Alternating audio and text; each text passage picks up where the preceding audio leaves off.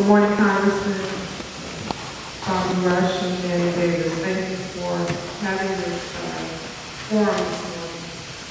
Although I just found out about this forum last night through a roll call from the Chicago Teachers Union, I'm here, but I'm not prepared, as my colleague Alderman Dowell, to really get into the whole details about the school closing.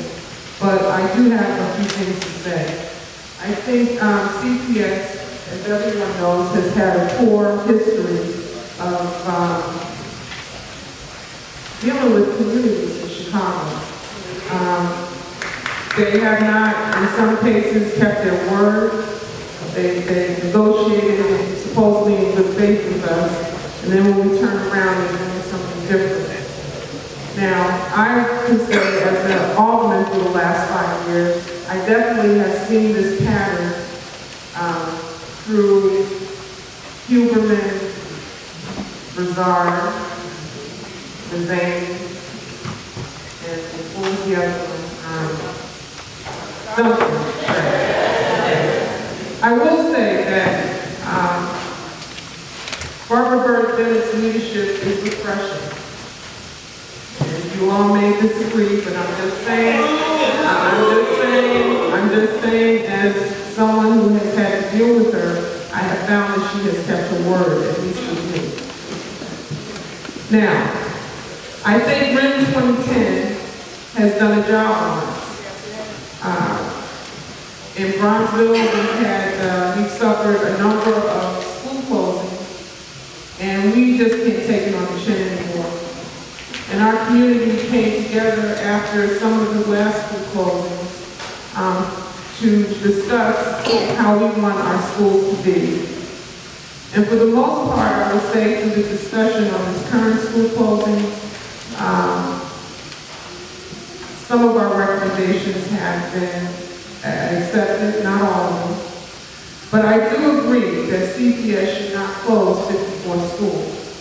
And the reason is because I believe CPS does not have the capacity to close 54 schools. When you look at the transition plans, Congressman, these transition plans are just generic. It's like they took out a piece of paper and just stamped the name of the school in there.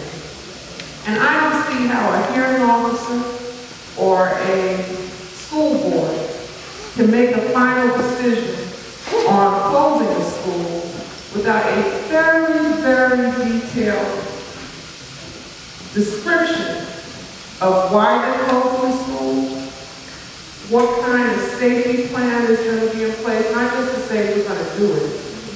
We want to know the specifics. When you talk about providing increased academic and social support to those students or to a new school, what are they? If the school doesn't have a social worker, does that mean they're going to get a social worker? I want to know that before I leave it up to a board of education to vote on what schools need to be closed and kept open. That we have to also resist the charter schools. Charter schools are damaging to our neighborhood schools. And in many cases, their performance is not even up to par. But yet we keep supporting them. CPS keeps supporting them and then adding more. So I think that that's something that we definitely need to stop. I signed on with Alderman Dowell and my colleagues on the moratorium on school closings. I'm a chief sponsor of the No More Charter School resolution.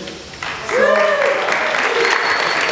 I am with everyone on this issue, but I do think that some schools need to be closed. We have to face it back. We lost population in the city.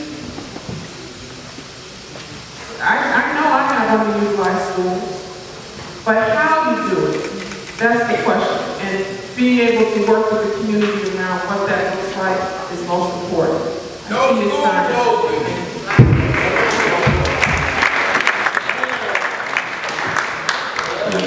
Let me